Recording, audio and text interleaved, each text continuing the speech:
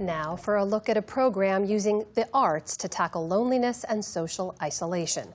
Located in Charlotte, North Carolina, it requires a prescription for art instead of medicine. Paul Solman has the story for our series at the intersection of art and health, part of our Canvas coverage. I wouldn't go anywhere. I stayed at home.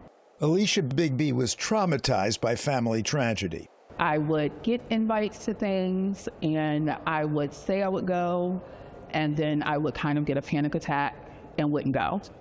And I would just sit in the dark at home or sit on the front porch. But now she's giving interviews to strangers, visiting museums. Growing up, my mom collected these little African-American figurines. One of her favorite paintings at the moment, David McGee's Drum Call. When I came here and I saw this, I was like, oh my goodness, this reminds me so much of my mom and the little figurines that she kept in her armoire, and I just immediately gravitated towards this.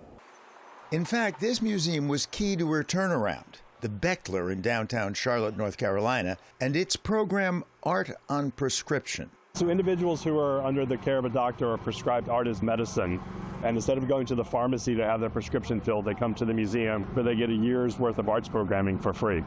Todd Smith runs this contemporary museum. It's a way to combat loneliness here in Charlotte. They attend performances, they create art, they talk about art, they share experiences, and in the end they become friends. 80 participants have gone to the ballet, the theater, taken art-making classes, and visited the Beckler to see, most recently, David McGee's riffs on art classics from the past, like The End of Summer, playing off Caravaggio's famous Bacchus. We would ask participants to just start talking about what they see. What do the colors make you feel? How does it express an emotion to you? It's just about getting people to talk. Bigby didn't talk at all after an unimaginably painful series of events that began with the death of her brother. His truck went down an embankment and it exploded.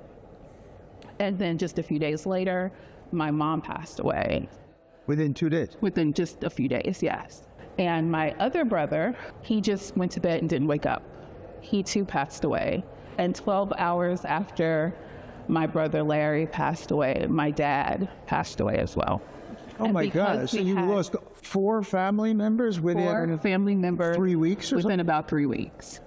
Bigby simply shut down, rarely left the house. Her therapist suggested art on prescription. It's the first of its kind program in the U.S., but community activity as medicine is hardly new. It's even got a name, social prescribing. Social prescribing got its start in the UK. Doctors had been recognizing how loneliness was a major social determinant of health.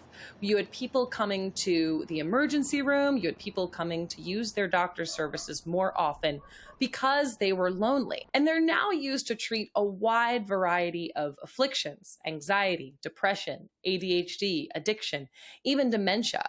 Julia Hotz wrote The Connection Cure. Most social prescriptions tend to revolve around 5 kinds of activities involving movement, nature, art, service, and belonging. And when researchers started measuring the impact of social prescriptions, they found that it not only improved patients' health, it not only improved their mood, reduced their anxiety, reduced their depression, reduced their loneliness, but it also was reducing pressure on health care.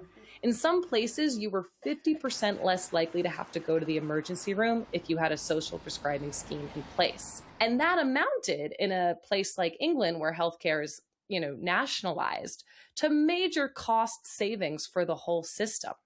The concept caught on here to combat a common curse in America these days, the loneliness epidemic. If you look at the last 10 years of all that we've done to move ourselves away from community interactions, how reliant we are on screens and coming out of COVID and hybrid work situations. The world has changed dramatically in the last 10 years. And many of us don't know how to deal with it and don't know how to come back together. The problem seemed especially acute in Charlotte. There's a lot of mobility of people moving into Charlotte. Charlotte's one of the fastest growing cities in the country. How do we connect, whether you're a teenager or whether you're a senior citizen? Julie Woyer came to Charlotte for work.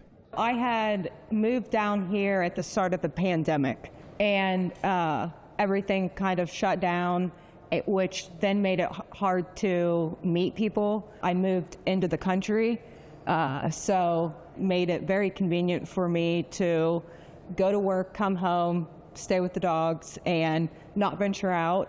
Then she lost her job. I had focused so much energy into work. You know, I had been with the company over 20 years. And so when that was no longer a part of my life, it's who am I now? So I just kind of secluded to me and my dogs. But through Art on Prescription, Warrior made connections. I had met some people in the program, and we talk outside of the program. I have MS as well, and it's made me start facing that condition and getting into those groups as well. It feels much less isolated, definitely from a year ago, but even 3-4 months ago. And would you not have connected with an MS group had it not been for this? I don't think so. It was the first step. It's kind of like a snowball coming down a hill. It allowed me to get momentum. Todd Smith says most participants report feeling less lonely. The results for the individuals who have been in the program have been pretty remarkable. About 80% of the participants are seeing meaningful change in how they view themselves on that loneliness scale. Alicia Bigby, for one, rediscovered her voice and now goes to every Art on Prescription event. Clay work, definitely one of my favorites. You have the clay and you get to be messy, dirty, and you learn how to make bowls and cups and those kind of things. She says she's now motivated by her late mother. Anytime I am hesitant about something, her voice is in my ear where it's like, baby girl, she wants you to live. She doesn't want you to sit still. She wants you to get up and take yourself out into this world and enjoy life. The program's arts meetups have helped restore Julie Warrior, too. Those small shifts make a huge difference in my mental health, how I feel about myself, that that old dogs can learn new tricks, right? And do you feel that you are now contributing more than you were before? I do, and I want to contribute more. I still have a mark to make. Art on Prescription already has a wait list, and it's certainly one way to get folks out of isolation, into museums, make friends. For the PBS News Hour, Paul Solman in Charlotte, North Carolina.